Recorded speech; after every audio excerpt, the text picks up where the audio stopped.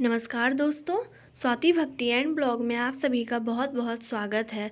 उम्मीद करूंगी आप सब बहुत अच्छे होंगे, मैं भी अच्छी हूँ। दोस्तों, आप सभी से निवेदन करना चाहूँगी कि वीडियो को पूरा देखा कीजिए। मैं आप सभी के लिए बेहद ही खास वीडियो लेकर के आती हूँ। आज का वीडियो आप सभी के लिए बहुत ही अच्छा होने वाला है। आज मैं आपको बताऊँगी वट सावित्री पूजा सामग्री, पूरा संपूर्ण विधि पूजा करने का, किस तरीके से पूजा करना है। अगर आप नया वट सावित्री का पूजा करने जा रही हैं तो आप सभी के लिए 2 ऐसे नियम हैं जो कि करना ही करना है। और इस बार वट सावित्री बेहद ही खास दिन पड़ा है, यानी कि शुक्रवार के दिन आप सभी के लिए यह बहुत ही अच्छा होने वाला है। इसीलिए वीडियो को पूरा देखिएगा। पसंद आने पर लाइक और चैनल पर नए हैं तो हमारे चैनल को सब्सक्राइब जरूर कीजिएगा। दोस्तों, हम सभी को पता है वट सावित्री का पूजा हर एक सुहागन महिलाएं करती हैं अपने पति के अखंड सौभाग्य और पति के लंबी आयु हेतु।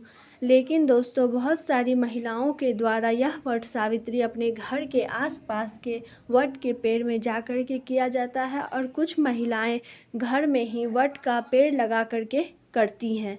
आज मैं आपको बताऊंगी कि सही नियम क्या है। दोस्तों, अगर आपके घर में वट का पेड़ है, यानी कि आप बहुत सालों पहले इस वट के पेड़ को लगाए हैं और इस वट में अब पत्ता हो चुका है, तो आप पूजा पाठ करने के पहले ध्यान रहे कि अगर इसके मुंह पे कोमल पत्ता अगर रहेगा, जैसे कि आपको वीडियो में दिखाया जा रहा है, अगर आपके पास कोमल पत्ता इसमें नहीं है और इस तरीके से फली निकला हुआ है, तो आप इस पेड़ में पूजा कर सकती हैं। गमला में अच्छे तरीक़ा से वट के पेड़ को लगा करके साफ सुथरा करके आप इसे गमला को पूरे अच्छे से चुन्नी से पहले सजा लीजिएगा। उसके बाद इसमें आप पूजा कर सकती हैं। अगर आप पूजा करने के लिए बाहर जाती हैं, यानी कि घर के आसपास के वट के पेड़ में पूजा करने के लिए जाती हैं, तो आप वहाँ पे भी एक चुन्नी ले जाना मत भूलिएगा। कहा जाता है कि जिस भी जगह पे वट का पेड़ हो, यानी कि अगर आपके गमला में वट का पेड़ है तो आप गमला को भी सजाइएगा। ऐसा नहीं है कि सिर्फ वट भगवान का पूजा करके और आप घर आ जाइएगा। जिस स्थान पे वट है उस स्थान को भी पूजा जाता है। आप सभी को पता है दोस्तों, इस बार 19 मई को शुक्रवार के दिन वट सावित्री का पूजा होने वाला है। आइए आप बताती हूँ पूजा की सामग्री। दोस्तों, इस सभी के लिए आपको सबसे पहले एक थाल ले लेना है। थाल को पवित्र से धो लेना है, यानी कि थाल धो करके सुखा करके अब इसमें आपको सामान लेना है। सबसे पहले आपको एक नारियल लेना है।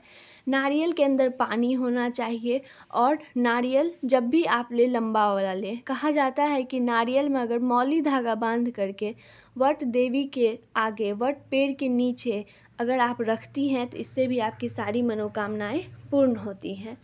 ठीक इसी तरह आपको 5 वट का पत्ता ले लेना है।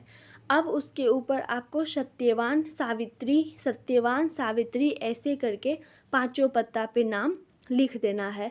ध्यान रहे कि अगर आप सत्यवान सावित्री नहीं लिख सकती हैं तो इस 5 पत्ता पे आपको थोड़ा थोड़ा पीला चंदन लगा देना है। साथ ही साथ आपको पंखा लेना है। माना जाता है कि जब भी आप पूजा पाठ कर लेती हैं तो इस पंखा से पहले वट के वृक्ष को हल्का हल्का हवा दीजिएगा। उसके बाद आप अपने पति को हवा दीजिएगा। जब भी आप अपने पति को हवा दीजिए तो सिर से लेके पाँव, फिर से सिर से लेके पाँव, ऐसे करके 5 बार आपको हवा देना है। वट सावित्री के दिन आपको नया बिंदी, चूड़ी, सिंदूर, मेहंदी, काजल, आलता, इस तरीके से आपको लेना है सुहागन का सामान। आप मेहंदी भी ले सकती हैं, अगर पत्ता वाला है तो आप वो भी ले सकती हैं, नहीं तो कुप्पी वाला भी ले सकती हैं। अब इसी के साथ आपको एक मौली धागा ले लेना है। मौली धागा पूरा ही आपका कच्चा होना चाहिए, यानी कि पुराना मौली धागा मत लीजिएगा। जिस मौली धागा में पीला और लाल दोनों रंग के कलर होते हैं आप वह लीजिए, वह आपके लिए बेहद ही अच्छा होने वाला है। अब आपको अंकुरित चना लेना है। जैसे ही आप वट सावित्री के नीचे पूजा पाठ करती हैं, 5 पत्ता रख करके उसके ऊपर थोड़ा थोड़ा फल देना है। फल में आप आम विशेष रूप से और खीरा ज़रूर चढ़ाइएगा। चढ़ाने के बाद आप अक्षत दीजिएगा, फिर उसके बाद उसमें चना का अंकुरित भाग दीजिएगा, पत्ते में सिंदूर और पीला चंदन लगाइएगा। अगर आप चाहती हैं तो थोड़ा सा दही भी ले सकती हैं। कहा जाता है कि दही चढ़ाने से भी आपके पति की आयु दीर्घ होगी। साथ ही साथ आप पिसा हुआ हल्दी भी जरूर लीजिएगा। जिस जगह पे स्थान पे आप पूजा कर रही हैं, अगर आप विशाल वट के पेड़ में पूजा कर रही हैं तो उसके तने में आपको थोड़ा थोड़ा हल्दी जरूर लगाना चाहिए। हल्दी बेहद ही शुभ माना जाता है। अगर नई नवेली कन्याएं इस पूजा को कर रही हैं तो वह इस चीज़ का प्रयोग जरूर करें। उसके बाद आप हल्दी लगाने के बाद लड्डू भी चढ़ाइएगा। साथ ही साथ आपको पूजा की सामग्री में दिया लेना है, उसमें भी घी का बाती करना है। घी का ही दिया आपको जलाना है। ध्यान रहे कि पूजा आप जब भी प्रारंभ करती हैं उसी समय आपको दिया जला लेना है। ऐसा नहीं कि पूजा पाठ कर लेने के बाद आपको दिया जलाना है। आप पूजा प्रारंभ करने के पहले ही दिया ले लीजिएगा, उसको जला दीजिएगा और वहाँ पे रख के आपको यह सारी नियम करना है। उसके बाद आप सभी को वट देवती को चढ़ाने के लिए, माता को चढ़ाने के लिए सारी सुहागन की सामान भी रखना है।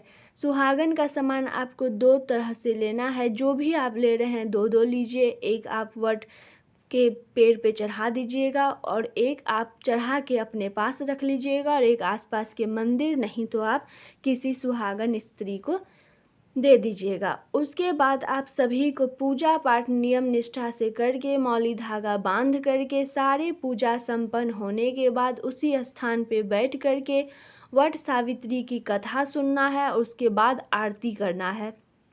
कथा सुनने का भी अपना एक नियम होता है। कथा सुनने समय आप अपने हाथ में पीला रंग का, कनेल का, नहीं तो लाल अड़हुल जरूर रखिएगा। अगर आपको यह दोनों फूल में से कोई मिल जाता है तो बहुत अच्छी बात है, नहीं तो आप किसी भी तरह का कोई फूल ले करके हाथ में, तब उसके बाद कथा सुनिएगा।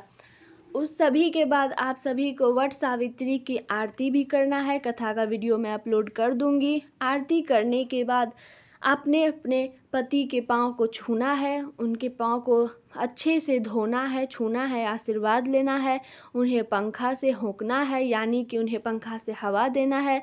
सर से लेके पाँव, फिर से सर से लेके पाँव, इस तरीके से करके आप सभी को पूजा करना है। बहुत सारी बहनें, माताएं इस दिन पूजा पाठ करने के बाद खाएं या ना खाएं इस दुविधा में रहती है, तो आप सब इस दिन खा सकती हैं, लेकिन ध्यान रहे बिना लहसुन प्याज का आपको खाना है और आपको नमक नहीं खाना है। यानी कि बिना लहसुन प्याज, बिना नमक का आप भोजन कर सकती हैं। इस तरीके से पूजा करने से आपकी सभी मनोकामनाएं पूर्ण होंगी और आपके पति की आयु लंबी होंगी। उम्मीद करूंगी दोस्तों बताया हुआ सामग्री पसंद आया होगा, वीडियो पसंद आया होगा। लाइक कीजिएगा, चैनल पर नए हैं सब्सक्राइब कीजिएगा। मिलती हूँ अगले वीडियो में। धन्यवाद।